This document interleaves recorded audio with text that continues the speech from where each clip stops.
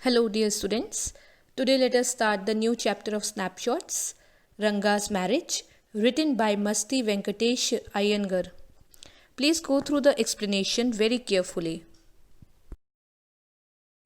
Let us go through the introduction of the chapter. The story Ranga's marriage revolves around Ranga, the accountant's son who got the opportunity to go out of the village to study. The story dates back to the early days of British rule when life in villages was slow and child marriage was common. It very interestingly shows the manipulations done by the narrator to bring a change in the idealistic views of Ranga about marriage and gets him married to an 11-year-old girl Ratna, all done as a meticulous planning with the help of village astrologer. Now, let us know something about the characters of the chapter. The first character is Ranga.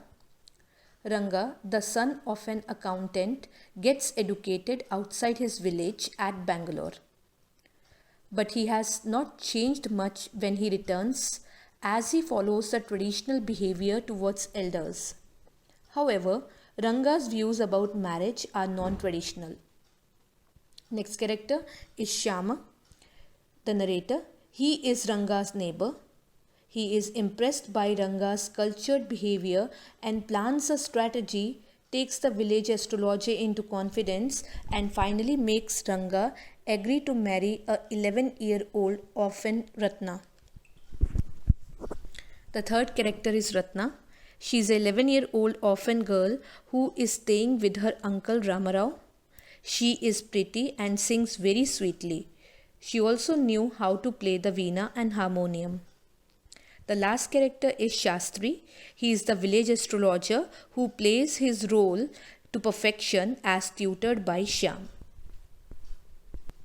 Now let us go through the explanation of the chapter. The narrator in the beginning expects the readers questioning on the simplicity of the title Ranga's marriage. He comments why he had not given any elaborate title to the present story, like Ranganatha's Vivah or Jagannatha's Vijaya or Girija Kalyan.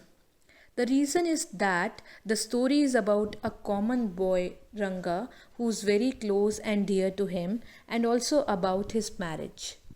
He is an accountant's son and a native of village Hosahalli in Mysore. The narrator mentions that this village is very small and not many people know about it. And it is not even mentioned in the books. Even the Englishmen have no idea about the place. He then referred to the people as sheep who blindly follow each other and do not use their brain to justify things. So, when Englishmen and their own geographers forgot to refer it, so even the cartographer is not to be blamed because of no trace of their village on the map. So here the narrator felt apologetic for getting carried away. He then tells the importance of his village Hosahalli. He explains that Hosahalli is as important as Mysore is to India. Karigadabu sweet to a festive meal and the filling of the sweet to Karigadabu. So this way he throws light upon the significance of the village. Even the local doctor Gundabhat had visited many places even outside India but finds his own village impressive. The narrator claims to stick on his opinion. The village is famous for its sour mangoes and creepers growing in the pond. He talks about the special qualities of mango and assures that the sourness will be felt till Brahmarandra, that is the part of the head. Then he says that even the leaves of the creeper could serve as good plates for serving afternoon meals. He feels that the real appreciation of the village can be felt only if one visits it personally. After this, the narrator brings a comparison like how the things were different 10 years ago when very less people knew or spoke English. He recalls an incident when the village accountant was the first one to gather enough courage to send his son to Bangalore to study. Not many people knew English then. He then gave an example of an incident where he was at Ramarao's house and they bought a bundle of firewood from an old lady. Ramarao's son told the lady to come next morning as he did not have change.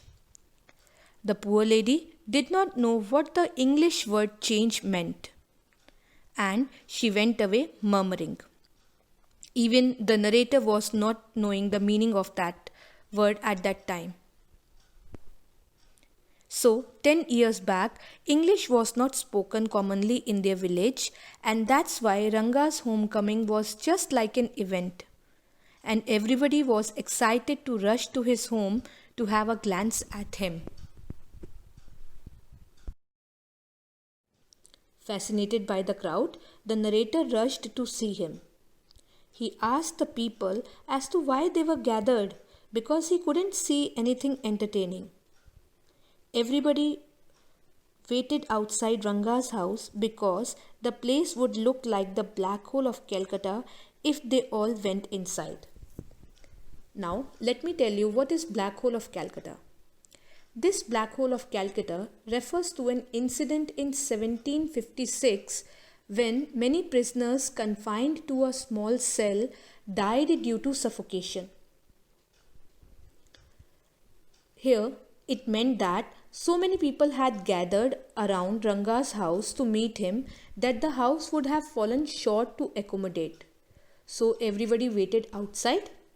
Thus, Ranga came outside with a smile on his face. Everyone was surprised to see that Ranga had not changed. An old lady ran her hand through his chest to check for the sacred thread, and confirming that he had not forgotten about his caste, she left satisfied. Once they realized that Ranga was unchanged, the crowd of people slowly disappeared. Only the narrator continued to stand there. Ranga had a smile on his face. He still followed the rituals of his caste. For greeting the narrator, he bent low and touched his feet, thereby seeking his blessings. It was not like present day namaskara that is done casually. The narrator blessed him and then left. So here the explanation of part 1 is completed. Please don't hesitate to clear your doubts. Thank you.